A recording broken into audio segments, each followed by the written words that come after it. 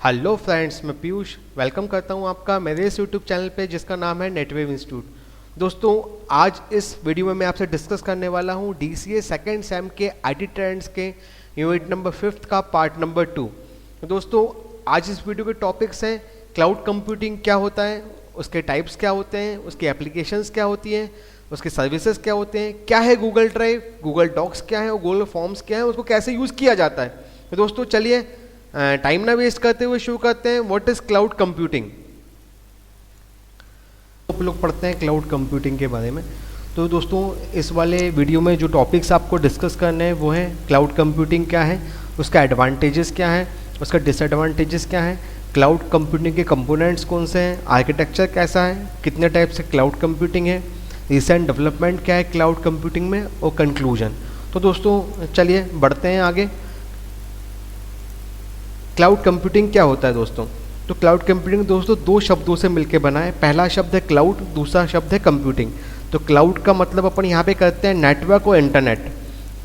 तो दोस्तों क्लाउड का मतलब होता है नेटवर्क और इंटरनेट, और कंप्यूटिंग का मतलब होता है कोई भी इंफॉर्मेशन को मैनिपुलेट करना, स्टोर करना, एक्सेस करना, कोई भी सॉफ्टवेयर, हार्डवेयर। कंप्यूटिंग मतलब जितनी भी कंप्यूटर रिलेटेड एक्टिविटीज़ हैं वो सारी कंप्यूटिंग में आ जाती हैं।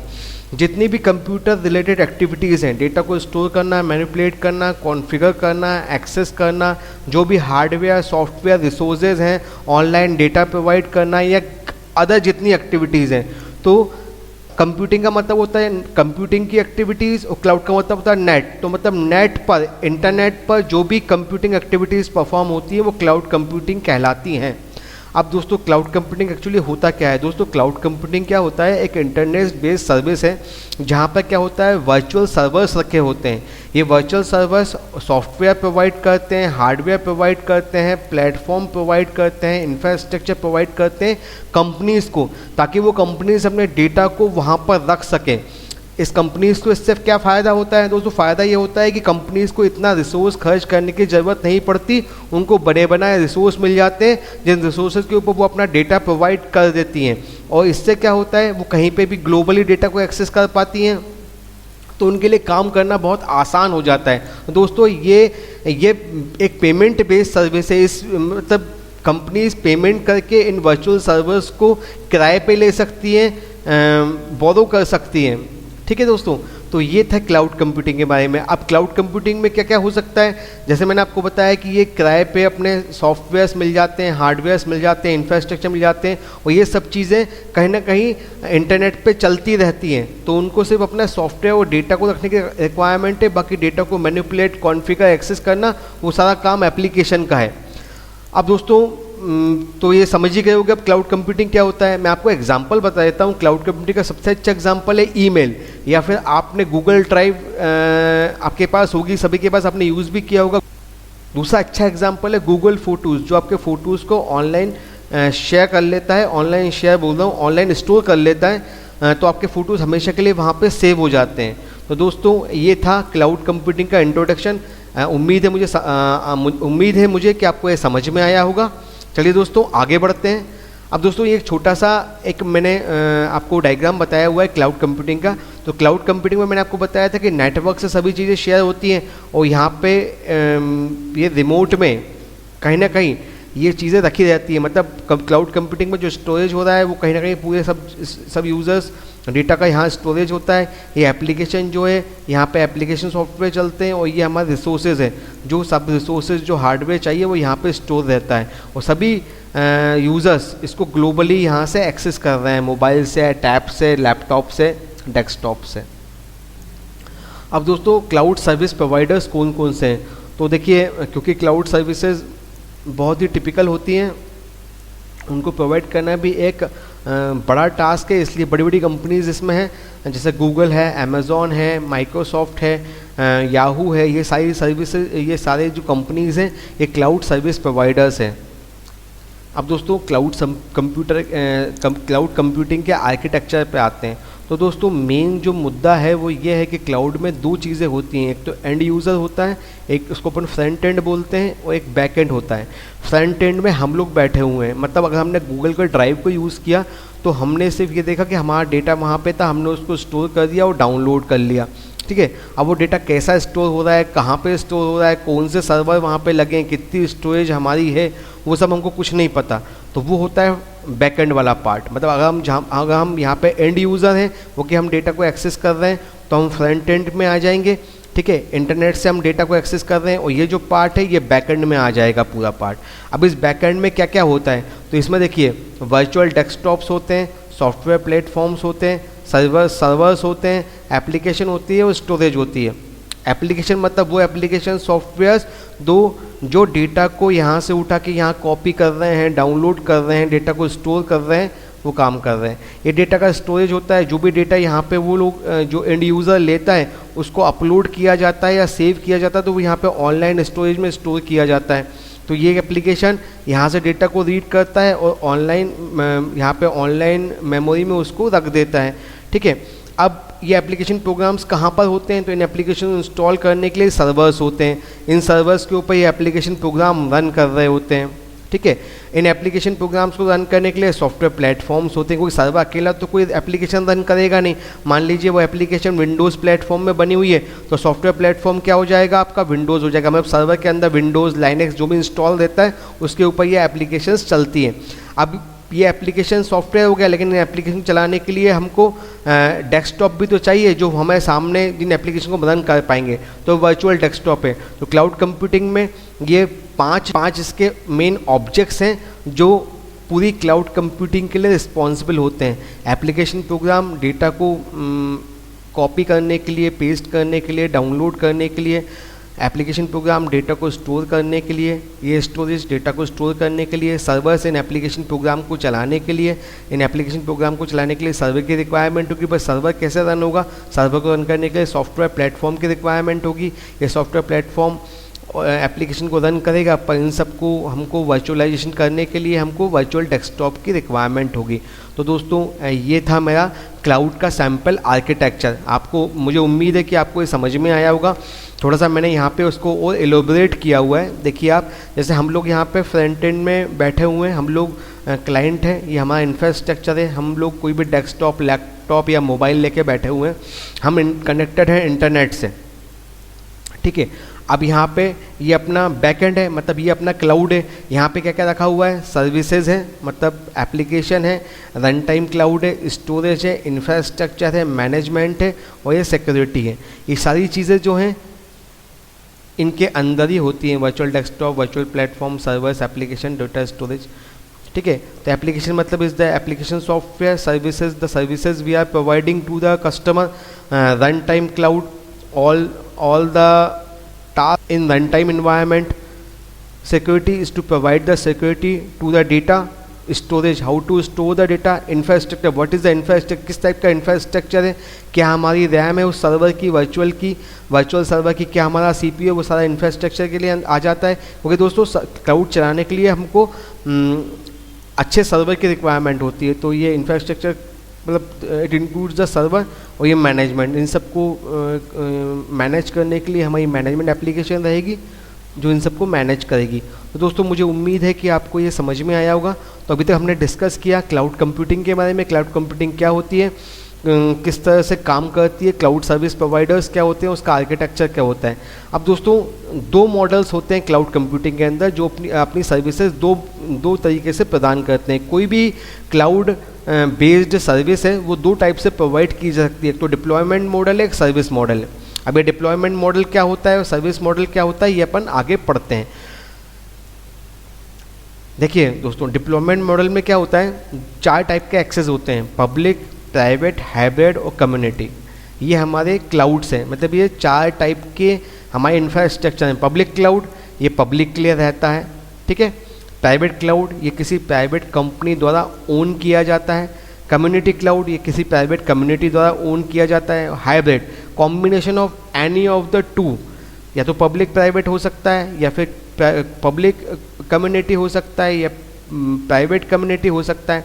अब देखिए दोस्तों, एक्चुअली होता क्या है कि कई बार प्राइवेट कंपनियां प्राइवेट क्लाउड को लेती हैं, ठीक है, उस पर काम करती हैं, पर उनको कई सर्विसेज जो है पब्लिक क्लाउड पे चलानी पड़ती हैं।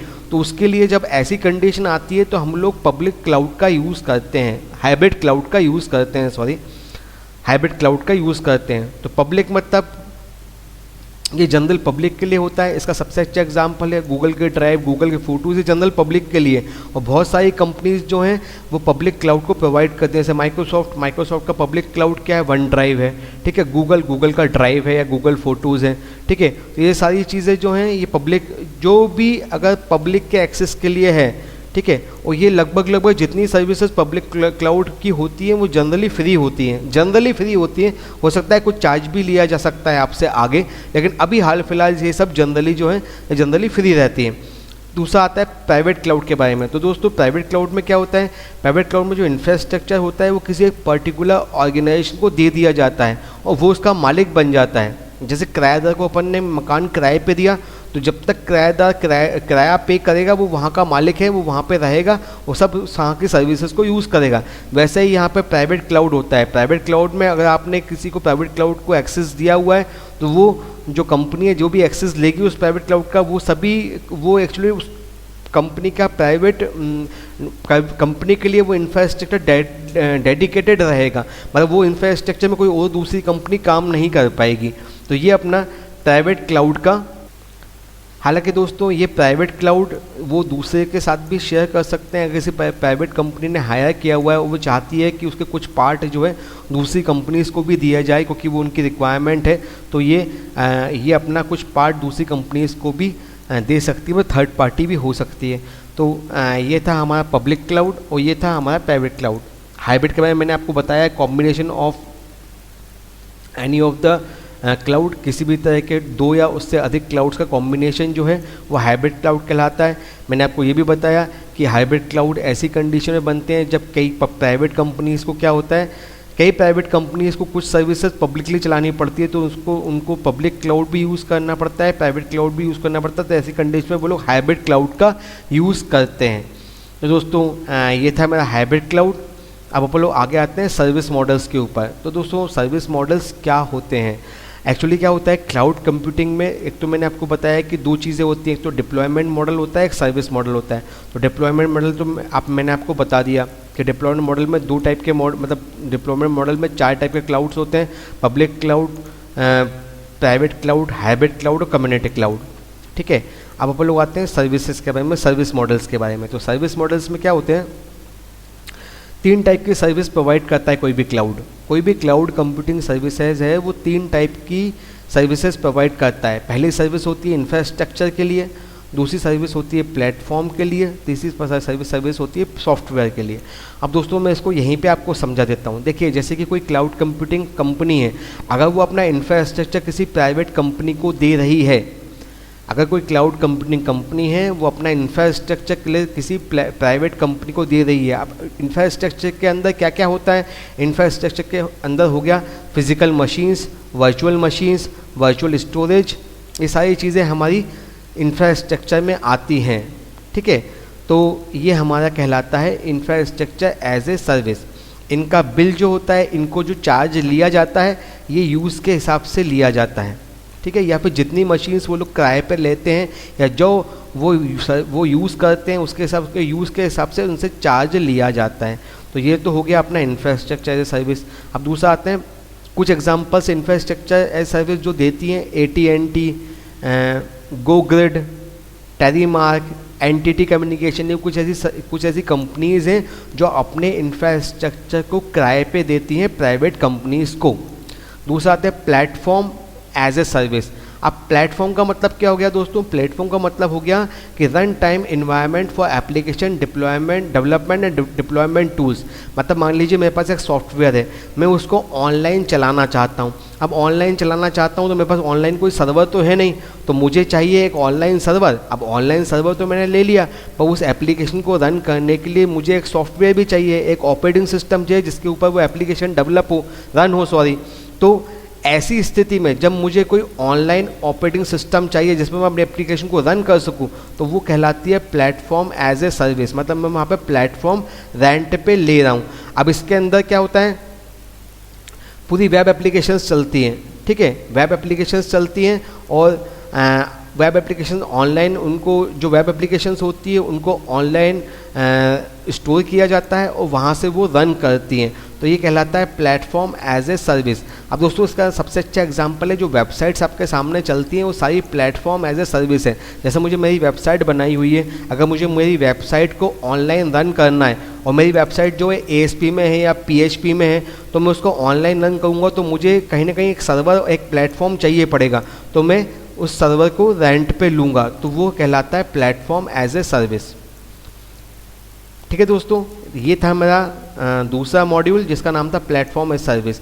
एक कुछ कंपनीज़ हैं जो कि platform as a service provide करती हैं, जैसे एजूर, माइक्रोसॉफ्ट एजूर है, अमेजॉन वेब सर्विसेज है, सेल्सफोर्स है, ठीक है, रॉक स्पेस है। ये कुछ सर्विसेज हैं जो platform as a service provide करती हैं।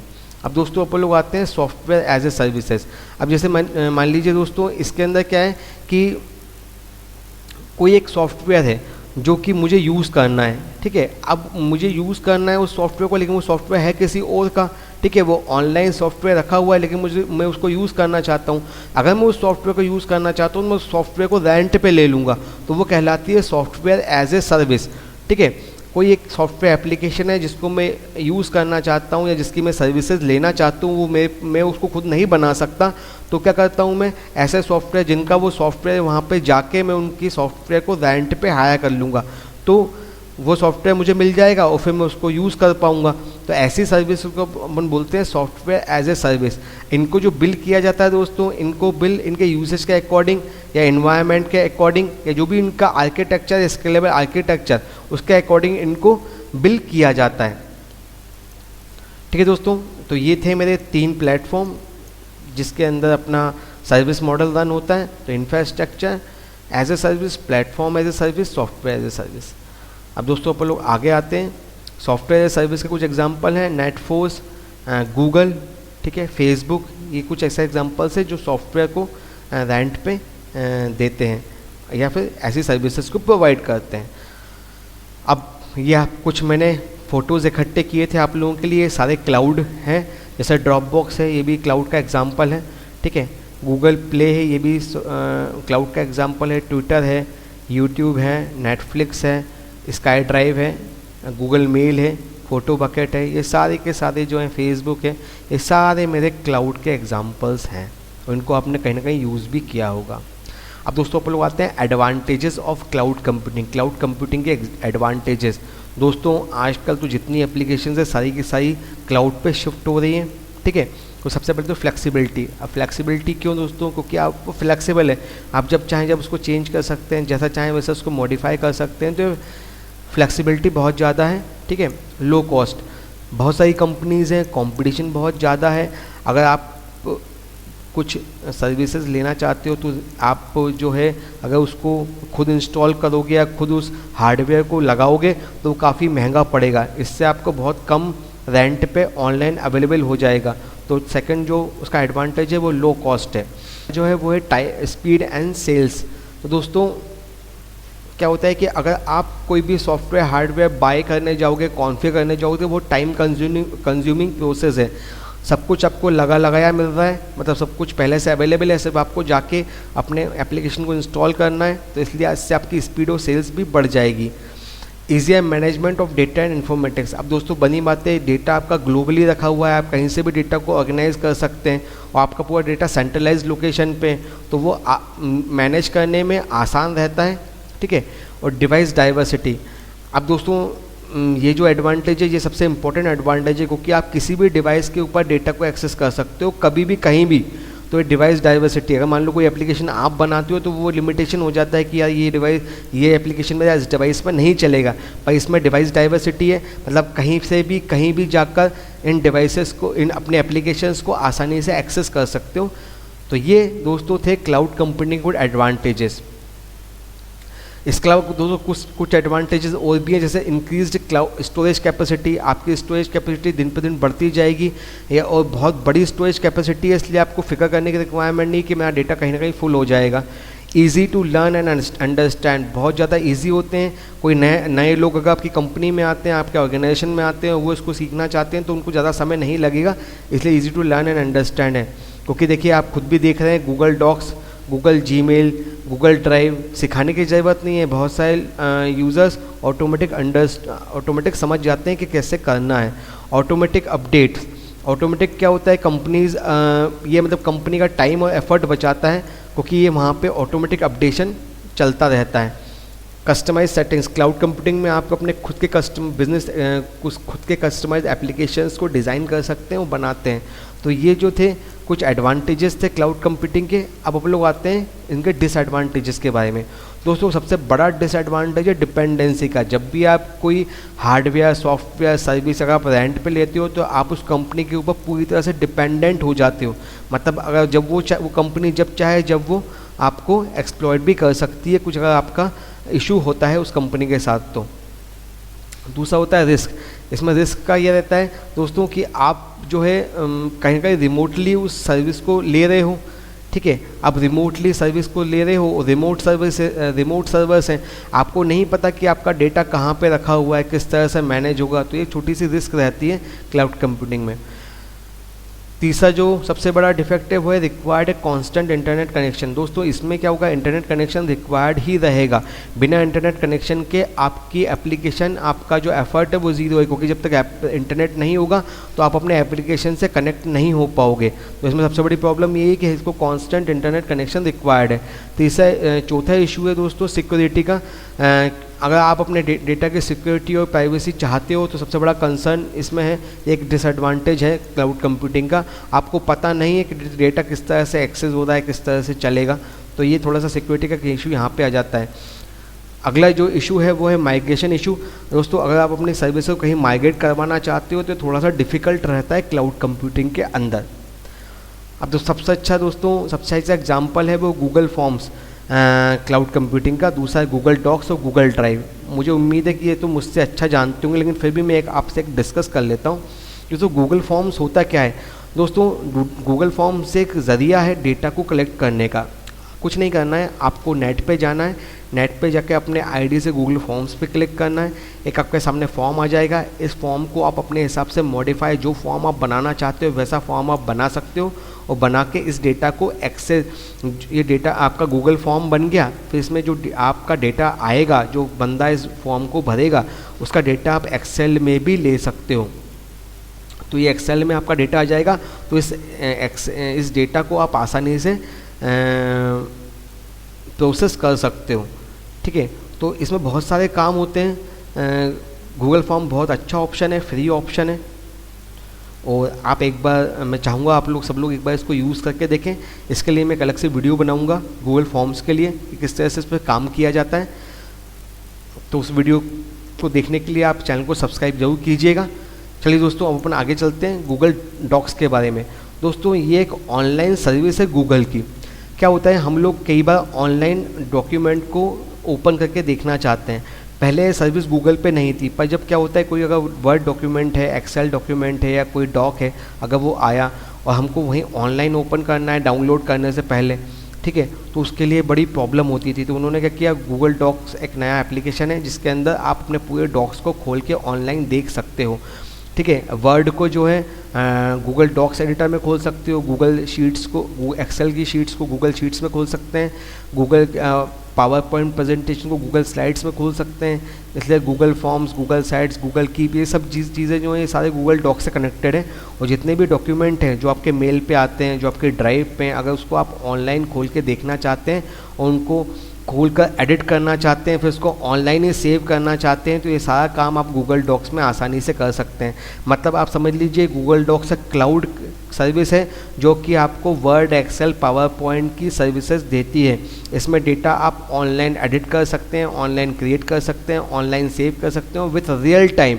मतलब आपने डेटा को बनाया, इधर डेटा को सेव किया, वो रियल टाइम में आपका एक्सेस हो जाएगा, ठीक है। अगर आपने अभी तक गूगल डॉक्स को यूज़ नहीं किया तो प्लीज़ आप एक बार गूगल डॉक्स को यूज़ करके ज़रूर देखिए, बहुत अच्छी सर्विस है। दोस्तों अगला जो टॉपिक है गूगल ड्राइव है। सबसे अच्छी और सबसे इम्पोर्टेंट सर्विस है गूगल की। इसमें अभी 15 GB एक्सेस मिलता है दोस्तों फ्री शायद, और जो इसके ऊपर अगर आपका ईमेल अकाउंट है तो आपको 15 GB free storage Google drive की तरफ से मिलेगा। इस 15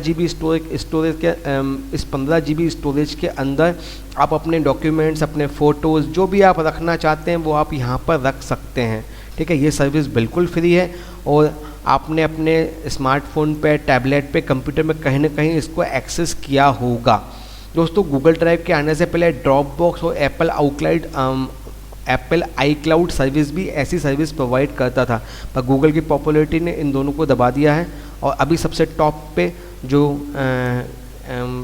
स्टोरेज है, जो फ्री स्टोरेज है जो करते हैं वो गूगल ड्राइव है। तो दोस्तों उम्मीद है कि यहाँ तक आपको सब समझ में आया होगा। आपके सिलेबस में दोस्तों इतना ही था। अगर आपको इस टॉपिक के ऊपर, किसी भी टॉपिक के ऊपर कोई डाउट हो तो प्लीज़ आप मुझे कमेंट सेक्शन में बताइएगा, मैं आपके डाउट को सॉल्व करने की कोशिश करूंगा। और दोस्तों का वीडियो आपको पसंद आया हो, मेरा पढ़ाया हुआ आपको समझ में आया हो, तो प्लीज़ आप चैनल को सब्सक्राइब करें, वीडियोस को देखें और लाइक करें। Thanks for watching. Vande Mataram. जय हिंद।